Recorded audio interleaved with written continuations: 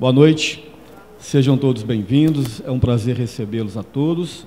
Nós vamos começar com as perguntas que já estavam aqui e nós vamos dar prioridade às que chegarem hoje. Enquanto elas não chegam, nós começamos por elas. Vou começar aqui com o nosso querido amigo Tiago. Seja bem-vindo, viu, Tiago? Prazer estar aqui ao seu lado. Prazer é meu. Boa noite a todos. Bem, a primeira pergunta, então, que nos chega aqui, gente, muitas coisas que começo não termino. Exemplo, estudo escolar, cursos, aula de violão e outros projetos. O tempo está passando e não consigo alcançar minhas metas, meus objetivos. Não queria nada disso para mim. Sempre pensei e desejei um futuro tranquilo. Pergunto-lhe, devo considerar-me um errante? Devo aceitar essa situação? Muito bem. A pessoa diz aqui que essa questão, né, ela está tentando conciliar os conceitos de errante, né, um espírito errante, com essa questão dela não alcançar os objetivos dela. Na doutrina espírita, né, quando a gente pega o Livro dos Espíritos, por exemplo, para estudar, a gente vê que o Kardec, quando ele fala de errante, espírito errante, ele está querendo dizer daquele espírito que está desencarnado. Então, em toda a obra kardeciana, quando a gente lê ela, toda vez que aparecer a questão lá, espírito errante, quer dizer que ele está falando de um espírito que está desencarnado, ele não está na carne, né, no corpo físico. É por isso que ele fala que quando o espírito ele está no corpo físico, ele utiliza conceitos diferentes. Toda vez que ele fala alma, né, no Livro dos Espíritos, a palavra alma quer dizer o espírito encarnado. Então, nós aqui, por esse prisma, ele fala que nós temos alma, ou melhor, nós somos alma, porque nós estamos animados, né, animados pelo fluido vital. Então, encarnado, alma, desencarnado, espírito. E ele utiliza esse conceito de espírito errante para todo aquele espírito que está nessa interseção, vamos dizer assim, nesse intervalo entre uma existência e outra, que na verdade é a nossa vida real, né? A nossa vida real é no mundo espiritual. Na verdade, o intervalo é aqui, né? Quando a gente encarna, a gente nasce, tem aí um período de existência, depois desencarna. Isso é que é um intervalo. Para que a gente tem que encarnar? Né? É porque é para acelerar o processo de evolução, o processo de entendimento. Vocês compreendem? A gente aqui, ó, quando a gente sonha, vocês sabem quanto tempo dura um sonho? Por exemplo, um sonho é o máximo de vida psíquica que a gente tem. Sabe quanto tempo que dura um sonho? Geralmente, cada flash de sonho, 20 segundos, a ciência diz. Tem sonhos que a gente não sonha a nossa vida inteira? Às vezes você não tem aquele sonho, aquele flashback que você passa toda a sua vida. Como é que isso acontece em 20 segundos? Porque o tempo na vida psíquica, ele é diferente. O tempo na vida psíquica é diferente. Então, um espírito depressivo, um espírito desencarnado, errante, depressivo, para ele sair da depressão, gente, é um sufoco. O camarada tem que suar a camisa. Por quê? Porque ele não tem as obrigações que a carne dá para ele. É por isso que é sempre mais difícil a gente ter que fazer esse movimento no mundo espiritual. Para que serve a encarnação? Para acelerar, condensar o processo. Então, eu estou depressivo, mas eu tenho que acordar, é um dia novo, eu tenho que batalhar, eu tenho que trabalhar, logo ficou de noite, eu tenho que comer. A imposição da matéria faz com que a gente movimente, o que não acontece tanto no mundo espiritual. É por isso que a gente tem que vir para cá. Então, toda vez que ele fala de espírito errante, está querendo dizer isso. Então, a gente não pode confundir. Quando ela diz aqui dos objetivos dela, que às vezes ela faz metas, né? Quantos de nós não fazemos nossas metas agora, virou o ano, né? E a gente tem Facebook, né? Tem várias daquelas figurinhas, o camarada coloca lá, parar de fumar, parar de beber. Aí na hora que vai ver o ano, 2010. Aí não conseguiu, só risca 2010, coloca 2011, mesma coisa. Aí não conseguiu, só risca 2012, 2013. Ou seja, a gente faz os nossos projetos, mas a gente não tem força para alterá-los. Por que isso acontece? Livro dos Espíritos. Quando o Kardec pergunta para os espíritos, realmente é difícil fazer essa transformação moral? Ele pergunta qual é o esforço que a gente tem que fazer para fazer essa transformação. Os espíritos respondem assim, é um esforço insignificante. É um esforço insignificante que o espírito tem que fazer para largar os seus vícios, para largar a sua vontade de ter que beber, de precisar da bebida para conquistar um pouquinho desse prazer. A questão é, por que a gente não larga? É lógico que é porque a gente não quer, porque a gente se compraz na matéria, a gente se compraz nos vícios, a gente se compraz, né, nos nossos defeitos, aí, nos nossos desequilíbrios. Né? Como que é bom, às vezes, a gente sabe hoje os mecanismos que um cigarro, por exemplo, que a nicotina faz no cérebro. Uma liberação de dopamina enorme, isso é prazer. Então, um camarada que não tem prazer na vida, e ele fica nessa carência existencial, ele vai buscar esse prazer através dos vícios. Então, é dopamina na veia, é serotonina na veia, então ele vai buscar o cigarro, ele vai buscar a bebida. E muitas vezes ele não tem ânimo de largar isso porque ele já está viciado. Né? O nosso cérebro, às vezes, já está tão acostumado com essas descargas de dopamina que, de vez em quando, a gente manda para ele através dos vícios, que largar disso é complicado. Né? Sair desses vícios, às vezes, custa um pouco, porque todo vício, todo prazer, gera uma abstinência quando você vai largar ele. Todo e qualquer prazer gera uma abstinência, e passar por essa abstinência é um pouco complicado. Então, por que a gente não quer? Por que essa pessoa que não realiza os seus objetivos? Só falta querência, né? É essa mesma palavra, querência. Se você realmente quer, se você deseja, ela vai conseguir. Suponhamos que em 1929 haviam 4 milhões de seres na Terra. Com o aumento da população, de onde vêm e para onde vão os espíritos? Pergunta bem interessante essa aqui. Bom, em 1929 eu acredito que nós já teríamos aí talvez 1 bilhão de habitantes na Terra. Hoje nós temos 7 bilhões aproximadamente. Pois bem, é uma pergunta interessante pelo seguinte. Lá na Gênesis, no capítulo 11, no item 38, tem um tratado do Kardec que chama-se Emigração e Imigração dos Espíritos. Então, Kardec trabalha exatamente esse conceito. O que acontece na Terra é o que acontece em Divinópolis, por exemplo. Nós temos aqui uma população flutuante. Hoje, acho que nós temos aí 250 mil habitantes, não é isso? Nós tínhamos há 10 anos atrás, sei lá, 150 mil habitantes. Da onde vieram os outros 100 mil? Muitos nasceram e muitos vieram de outras cidades para cá. Então, da mesma forma que em Divinópolis nós temos emigrações e imigrações, no mundo espiritual e no mundo físico é da mesma maneira. Então, a Terra também tem uma população flutuante. A todo momento nós estamos recebendo encarnação de novos espíritos. São espíritos primitivos que estão começando as suas primeiras experiências reencarnatórias, e outros tantos mais evoluídos estão deixando a Terra para páramos mais evoluídos. Mas tem também aqueles que são os repetentes, aqueles que continuam fazendo as coisas erradas. Então eles vão para onde? Eles vão para mundos no mesmo nível intelectual, mas moralmente no mesmo nível moral, mas intelectualmente mais baixo.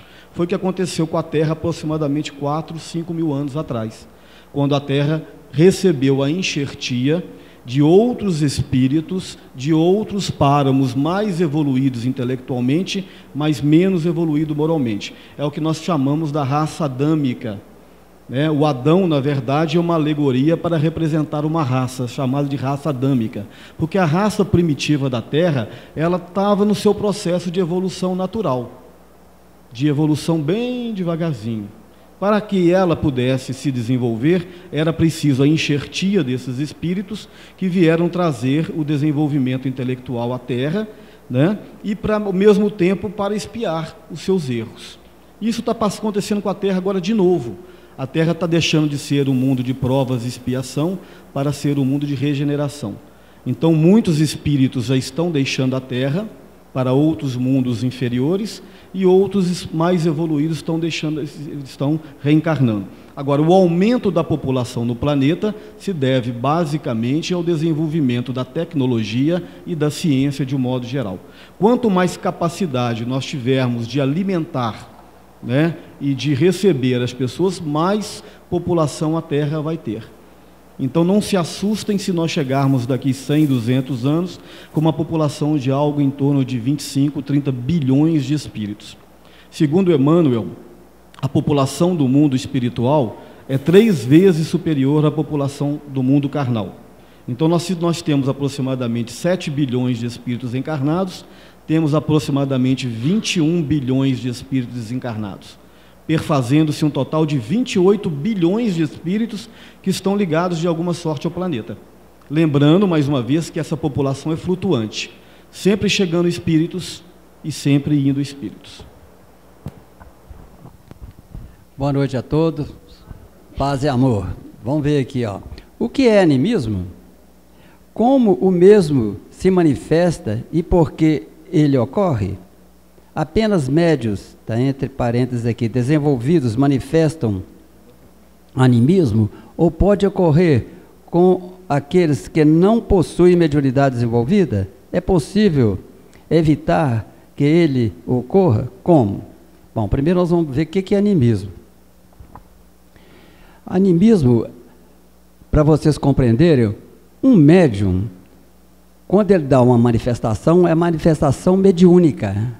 Ele serve, compreendeu, de ligação entre o mundo físico e o mundo espiritual.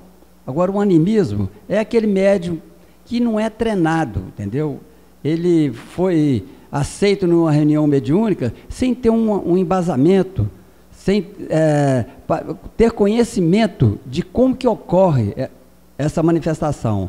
Então, ele empolgado ali, ele se torna o que? Um médium anímico, porque ele quer mostrar que está dando manifestação, mas é ele mesmo que está exprimindo aqueles conceitos, aquela declaração que ele está fazendo ali.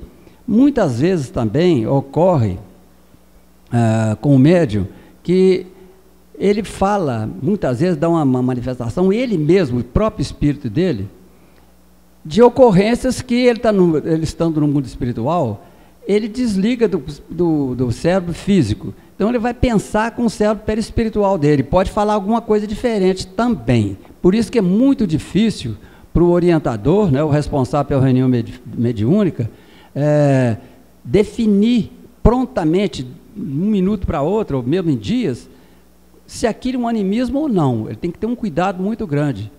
A experiência que eu tive aí com muitos médiuns anímicos é levá-los a estudar inseparadamente, compreendeu? Colocá-los da inconsciência dele para a consciência, certo? Para ele saber que ele vai servir de transmissor de um pensamento. Quando é uma comunicação mediúnica, né, o perispírito, porque a comunicação é perispírito. Então, ele tem que abandonar, entre aspas, né? É claro que ele vai ficar ligado aos liames, né, perispiríticos, mas ele vai estar frente a frente, certamente com um amparo dos técnicos espirituais daquela reunião, para que ele se ligar, acoplar, né, a mente, para ele ser o porta-voz daquilo que vai ser comunicado. Certo? Já com o médium anímico não ocorre isso, ele mesmo que está falando, certo? Agora ele está perguntando aqui, ó, está perguntando, apenas médiuns desenvolvidos manifestam animismo ou pode ocorrer com eles que não possuem mediunidade desenvolvida? Não, quando o médium é desenvolvido, não vai ocorrer animismo com ele, porque ele é desenvolvido, ele sabe o que está ocorrendo, ele tem consciência, né, do que está ocorrendo, qual que é a participação dele ali naquele caso. Já o outro não, o outro, coitado, ele ainda não tem consciência, não conhece, por isso que ele faz aquilo. Agora, quando ele tem consciência que ele mesmo está falando, aí já não é animismo mais, aí passa a ser uma farsa, entendeu? Passa a ser uma farsa, porque ele tem consciência que aquilo não é um espírito que está falando através dele, é ele mesmo. Se ele tiver consciência disso, aí já não é animismo mais, aí já passa a ser uma farsa, ok? Agora, ele continua perguntando aqui, é possível evitar que ele ocorra, o animismo? Como? É possível sim, certo?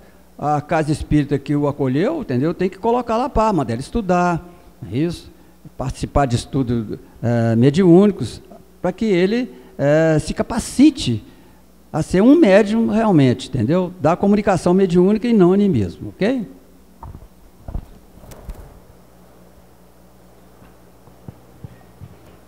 Quem tem sensibilidade muito grande, acho que mediunidade, o que fazer para ajudar e se proteger? Essa resposta aqui dessa pergunta vai pegar carona no que o João Balbi acabou de dizer aqui.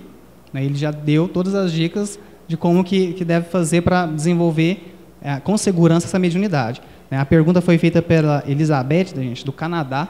Esse negócio de internet é bom demais, né? Você joga lá e o negócio espalha no mundo inteiro mesmo. A gente está ficando importante aqui. O que fazer? Ela fala aqui, acho que é mediunidade, né? Uma coisa que a gente tem que aprender a fazer é não confundir mediunidade com intuição, que é coisa normal do ser humano. A mediunidade também é, mas a mediunidade, obrigatoriamente, ela requer um espírito desencarnado. Então, a pessoa vem, ela faz alguma comunicação, ela fala alguma coisa que, a princípio, não é dela, né? Obrigatoriamente tem que ter um espírito desencarnado ali. Isso é mediunidade. Então, a gente tem que tentar diferenciar da intuição e da inspiração. Porque, por exemplo, a intuição, gente, essas questões aí que, eu estava pensando em fulano de tal e ele acabou de me ligar, né? Essas coisas acontecem demais, né? Nossa, eu estava pensando demais naquele sujeito, né? Acaba que eu topei com ele ali na rua. Essas coisas acontecem porque isso é normal do ser humano. Essa intuição, e a gente desenvolver isso é coisa normal. Nós temos sentidos que a gente ainda nem sonha em desenvolver, né? A gente estava conversando sobre isso ali outro dia. A gente pega um livro de fisiologia, por exemplo, eles falam para a gente o seguinte: 99% de todos os sentidos, de todos os estímulos que nos chegam, a gente não registra. O nosso córtex não registra. 99%. Gente, isso é muita coisa. Nós só registramos na nossa consciência 1% do que nos chega. 1%. A gente está aqui agora, a gente está ouvindo, ninguém está consciente do seu dedinho do seu pé, por exemplo. Está lá. Você está recebendo estímulo nele? Está. Seu tênis, a sua sandália, está apertando ele? Você está recebendo estímulo? Lógico que está. Mas você não está consciente disso. Então, ou seja, só 1% que a gente fica consciente. Então, tem muita coisa que a gente ainda vai desenvolver. O ser humano ainda está desenvolvendo muito desses sentidos. Então, a gente não pode diferenciar isso. Ela pergunta como que deve se fazer para ajudar a proteger, né? Mediunidade, gente, o médium, ele é muito sensível ao ambiente, né? Por isso que antigamente era chamado de sensitivo, né? Ele é muito sensível à psicosfera do ambiente. A psicosfera ela é formada pelas nossas emanações, né, pelos nossos pensamentos, pelas nossas vibrações. E o médium ele é muito suscetível de receber isso, né? Eu vou entrar um pouco mais na técnica aqui agora, mas quem quiser desenvolver isso depois, né, tem aí a literatura vasta. Mas, por exemplo, o que a gente sabe hoje da questão do médium? Nós temos o perispírito, né, espírito, corpo mental, perispírito. Entre o perispírito e o corpo físico, existe uma coisa chamada de duplo etéreo. O duplo etéreo, ele é que fabrica uma substância, que nós demos o nome para ela de ectoplasma, né? Charles Richer, lá no século XIX, deu o nome de ectoplasma, que o médium, principalmente o médium de efeitos físicos, ele libera bastante ectoplasma, né, para fazer as materializações. Como que esse ectoplasma passa do duplo etéreo para o corpo físico e para fora? Isso tem uma tela, que eles deram o nome de tela etérica. Tem um pessoal lá do Lar de Frei Luiz, que estuda bastante isso, quem quiser saber, tá? Tem um camarada lá chamado Dr. Paulo César Frutuoso, ele estuda bastante isso. Então, o que acontece no médium? Essa tela etérica, ela é mais fenestrada, ela é mais cheia de buraco. Então, é por isso que ele exterioriza mais ectoplasma. Por consequência lógica, ele é mais suscetível de receber as influências que vêm de fora, justamente porque ele tem essa tela mais fenestrada. Então, ele recebe toda a influência que vem de fora. Então, imagina, nós vivemos num planeta de provas e expiações. Gente, imagina a psicosfera desse planeta aqui. Saiu um vídeo, eu vi um vídeo hoje na internet, que fizeram no meio de dezembro, saiu só agora, de uma penitenciária, que eu não sei onde, me esqueci. Oi? No Maranhão, isso mesmo. Não sei se alguém mais viu esse vídeo. Eles mostram as pessoas, houve uma chacina lá dentro, briga de presos, né, onde eles filmaram e mostra o sujeito caído lá, aquele sangue, né, não é só um, é vários, cabeças decepadas. Então, isso hoje é normal para a gente. Você joga isso no vídeo, uma criança de 5 anos vê isso. Então, olha a psicosfera desse planeta. A gente tem mais de 100 milhões de abortos por ano no nosso planeta. 100 milhões. Imagina a psicosfera disso. A gente tem mais de 20 mil escravos só na América. Escravos, gente, século XXI, 2013. A gente tem escravos. Nego Gente, nós temos 2/3 da humanidade, 2/3 da humanidade vivem abaixo da linha da miséria ainda. Ganha $1 por dia, $30 por mês.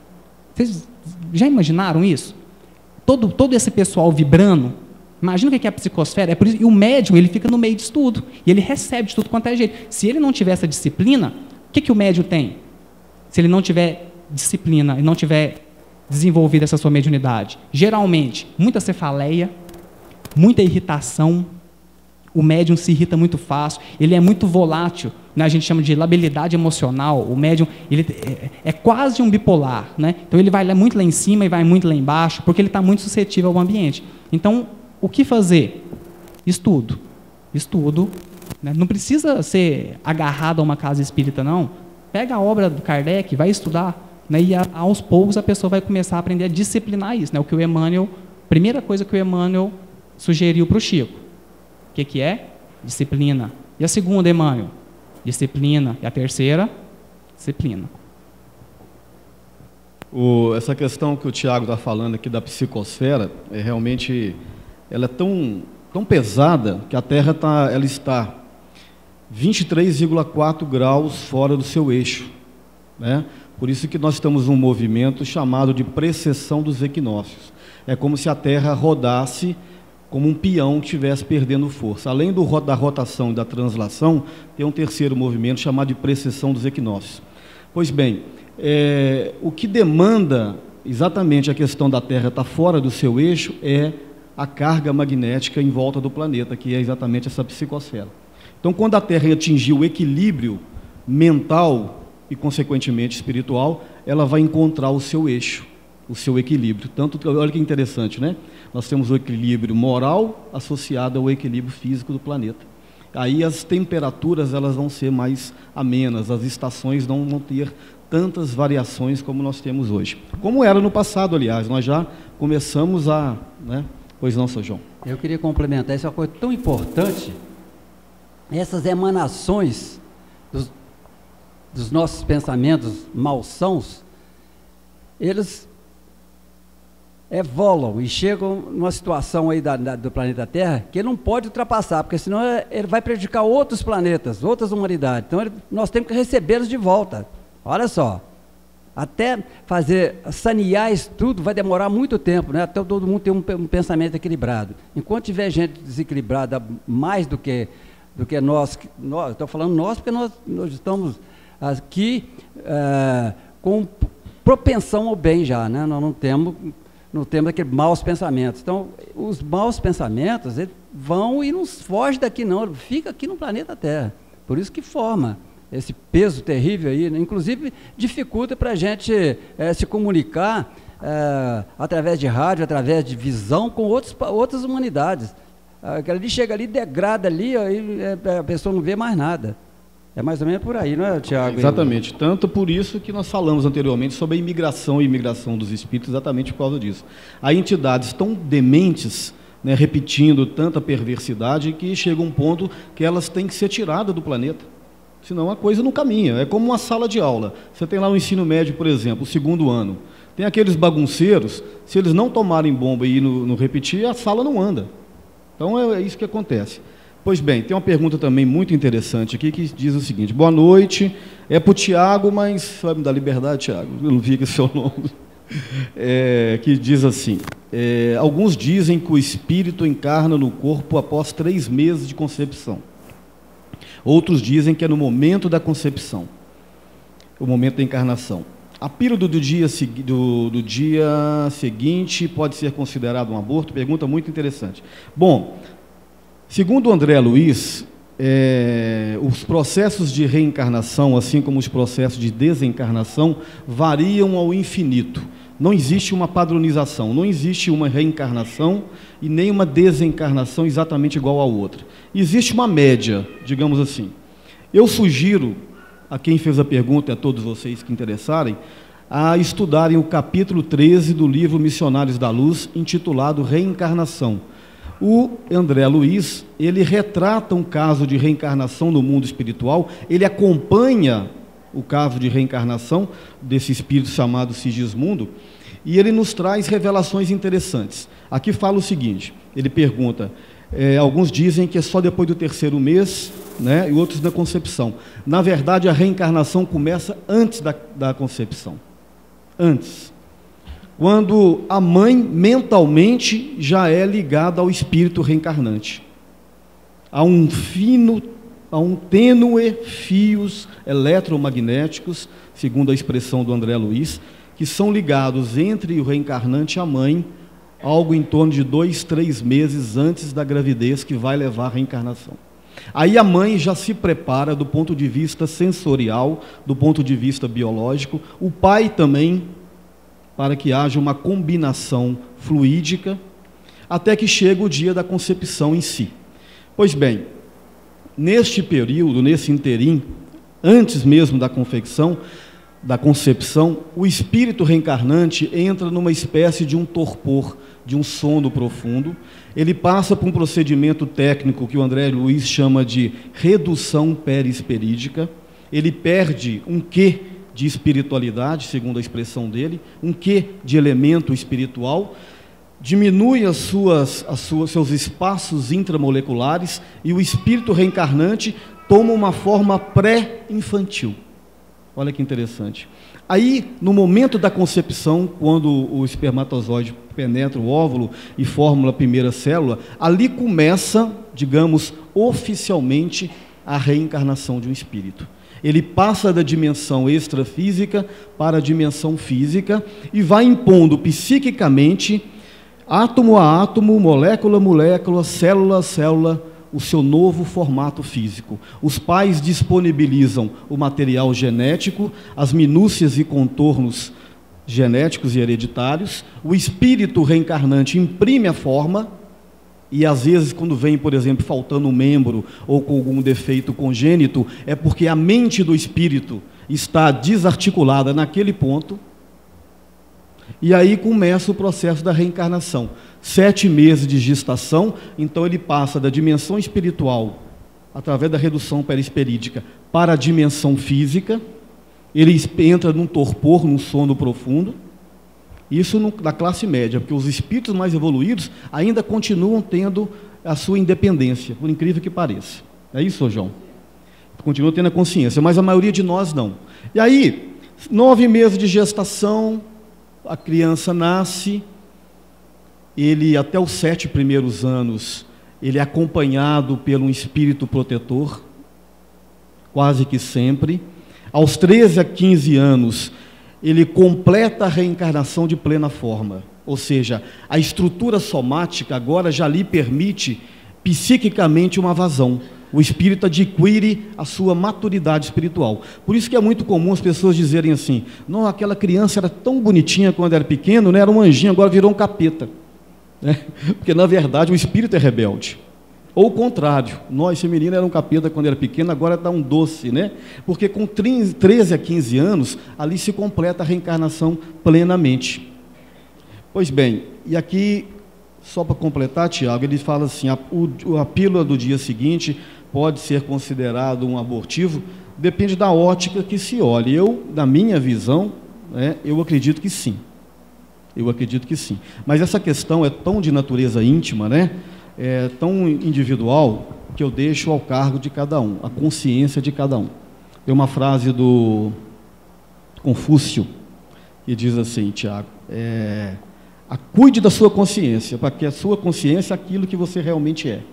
A reputação é aquilo que os outros pensam sobre você. E o que os outros pensam de você é problema deles.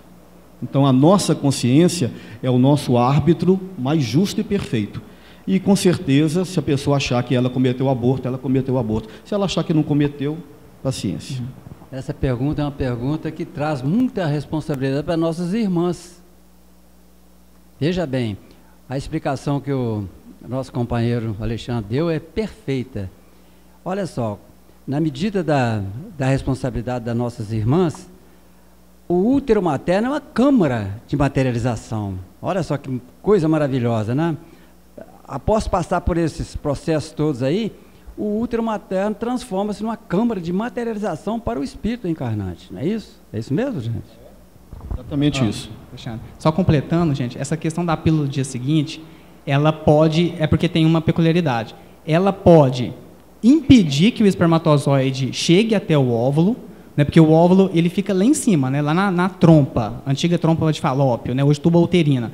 E o espermatozoide ele tem que passar por todo o útero da mulher, né, para chegar lá em cima. A pílula de seguinte, ela pode tanto impedir que o espermatozoide chegue, fecunde o óvulo, ou ela pode, depois da fecundação, depois já da concepção, eliminar esse óvulo.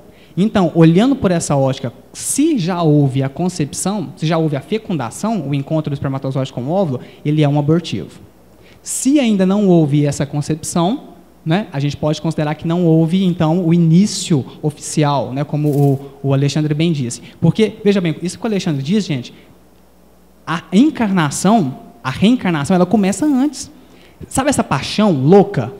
O camarada casou, né? E ele tem aquela paixão. A gente tem estudos, Alexandre, João, que eles falam o seguinte: o próprio espírito que vai reencarnar daquele casal, ele envolve o casal numa certa hipnose, vamos dizer assim. É por isso que é tudo uma beleza. Ai, que delícia, é uma paixão.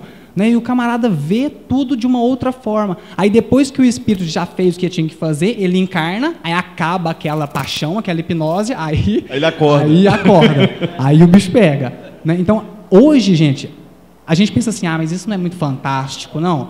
A gente tem uma senhora hoje, uma doutora, uma psiquiatra chamada doutora Eleanor Luzes, se não me engano, ou Cruzes. Né? Pode digitar lá no Google, doutorado da doutora Eleanor Luzes. O doutorado dela, gente, tem só 1.500 páginas. Uma das coisas que ela vem dizer, ela trabalha nessa área do nascimento, né? Que é a humanização do parto, parto normal, essa coisa toda. Uma das coisas que ela diz é que em todas as culturas tem evidências, mas tem evidências de que existe uma comunicação telepática entre o feto e a mãe. Antes de nascer, já existe uma comunicação telepática. E às vezes de sonhos que a mãe tem, depois que o menino nasce, às vezes o feto ele fala, eu vou ser assim, eu vou ser assado, eu quero que me dê esse nome, eu vou ter essa característica física. Tem várias culturas, está tudo lá no doutorado dela. E que depois, na hora que nasce, está lá a confirmação. Então já existe, desde antes já vai começando a existir essa comunicação telepática entre feto e mãe. Né? Tiago, só completando antes de passar para o Sr. João, é tão fantástico a reencarnação, também nesse capítulo, o André Luiz dizendo o espermatozoide que é selecionado para fecundar, a princípio a ciência diz que é o mais apto, né? Ora, mas se fosse o mais apto, a gente não nasceria com defeitos físicos congênitos, né? Então o André Luiz sugere o seguinte, que a própria escolha daquele espermatozoide que vai trazendo aquela carga genética é escolhido. E quem faz a atração é o próprio óvulo. Magneticamente, é como se fosse uma leitura dessas de supermercado, aquelas leituras óticas. O próprio útero atrai, ao contrário do que se pensa, né, que se diz que o espermatozoide que vai, é o mais apto, o mais rápido, ele é atraído pelo óvulo. E quando ele entra, o óvulo fecha, não permitindo que o outro entre. De vez em quando entra um intruso ali, né? Mas esse intruso também já está dentro do projeto reencarnatório. Então, é fantástico. Eu aconselho a vocês a estudarem o capítulo 13, Reencarnação de Sigismundo, livro Missionários da Luz, que é um conhecimento fantástico que tem ali. Só mais uma informação. Vamos sair daqui, né? Dr. Sérgio Felipe, gente, que faz bastante pesquisa na USP, ele traz uma pesquisa, né, que é uma pesquisa interna lá dele. É lógico que isso a gente, às vezes, não pode expandir para a população em geral, né, mas é uma amostra pequena. Mas ele traz uma pesquisa que 8 de 10 mulheres que praticam aborto irão apresentar um câncer. Câncer de mama, geralmente é o que mais aparece, mas ou câncer de útero também.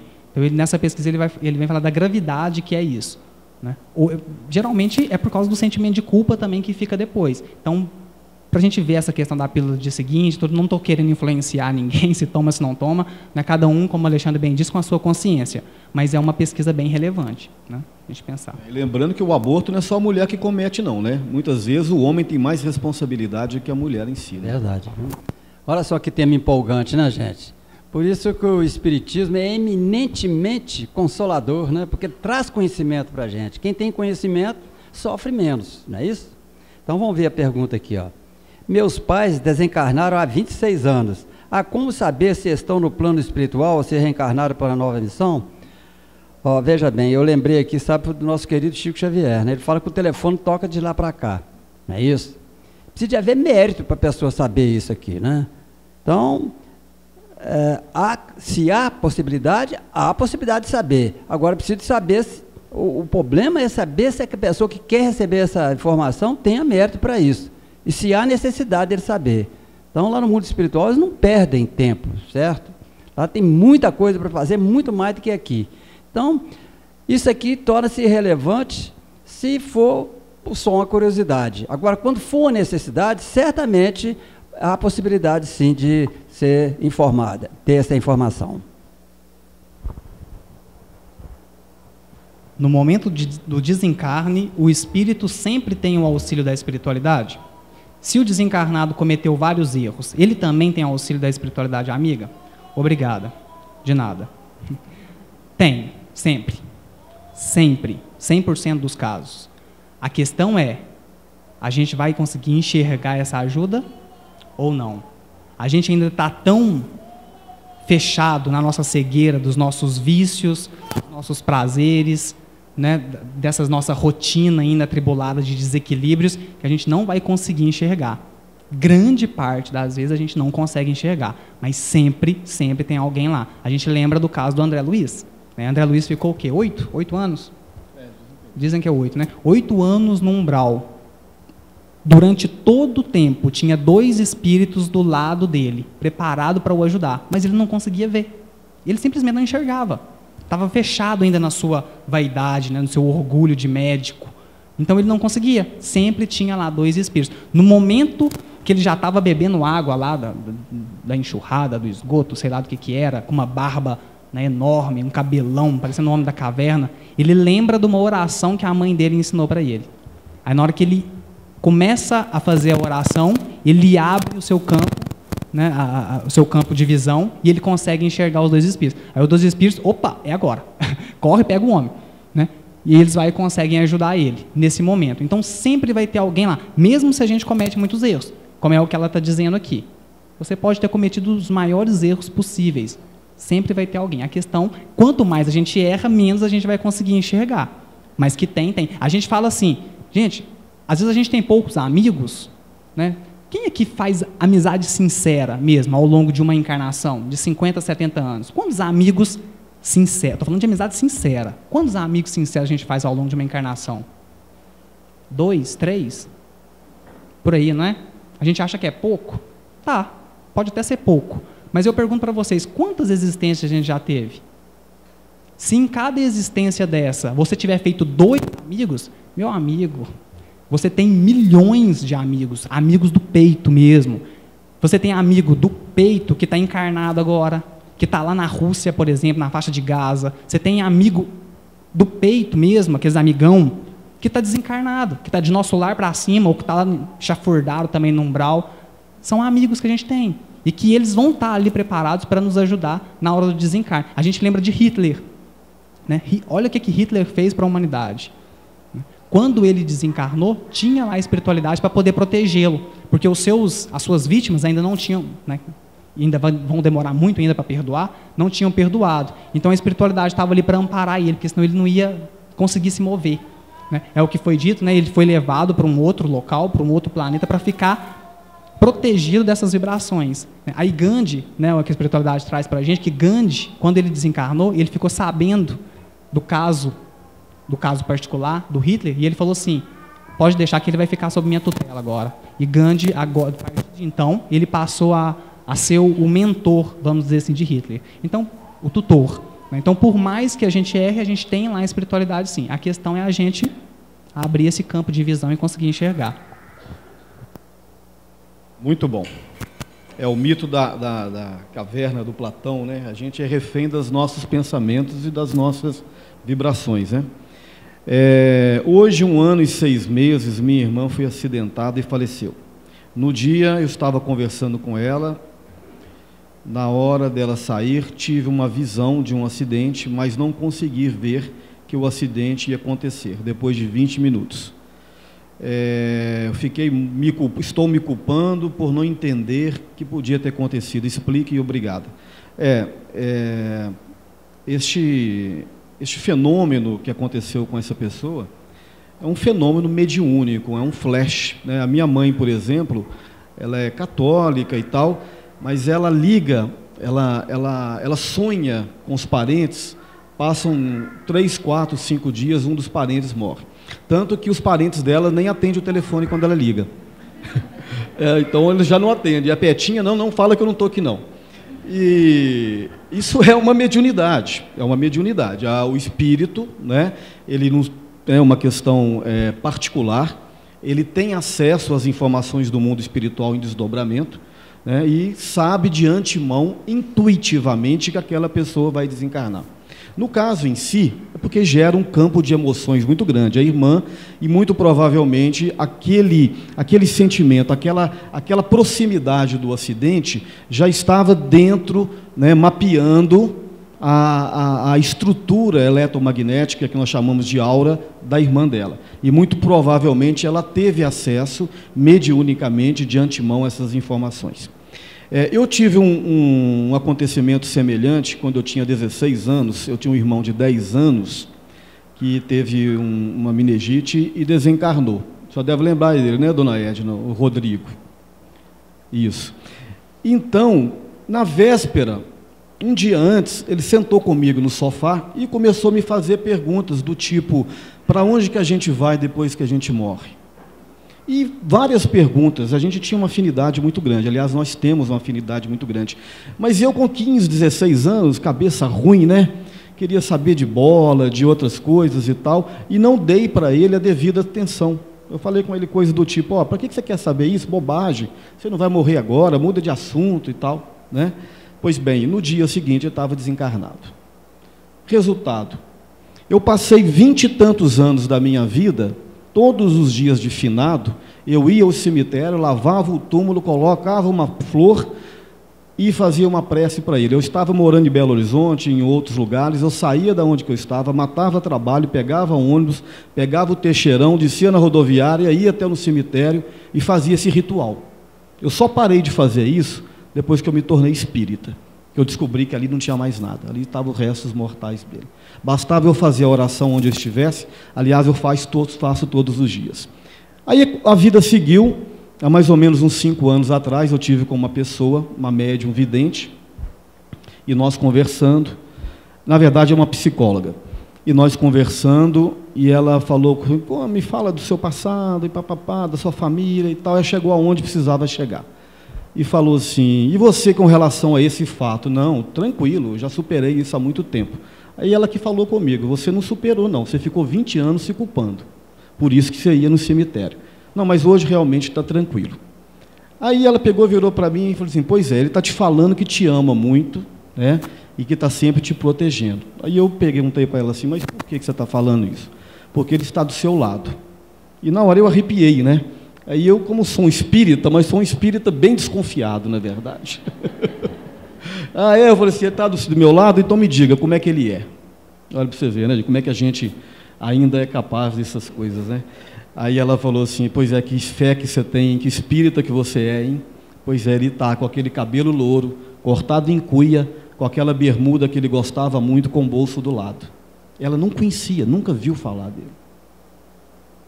Então, quer dizer, aí eu tive, de uma maneira que eu não precisava, ter uma confirmação da existência dos espíritos e da mediunidade. Pois bem, então o que eu digo para essa pessoa que fez essa pergunta é que não se martirize por isso. Você não teve culpa absolutamente de nada, muito provavelmente isso já estava dentro de um processo.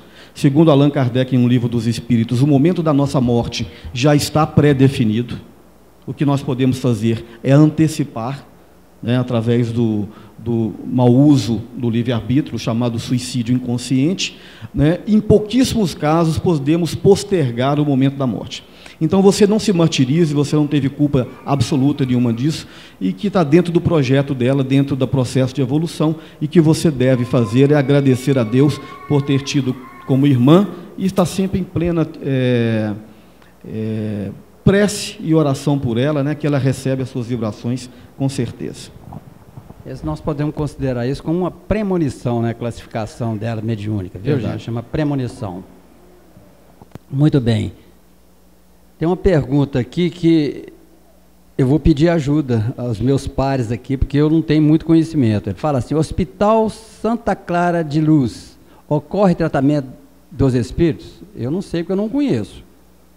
Encarnados ou em Minas ou região metropolitana, ou em outras regiões, outros hospitais ou colônia? Eu também não conheço. O hospital que eu tenho assim, uma confiança muito grande é o Hospital André Luiz, lá em Belo Horizonte, certo?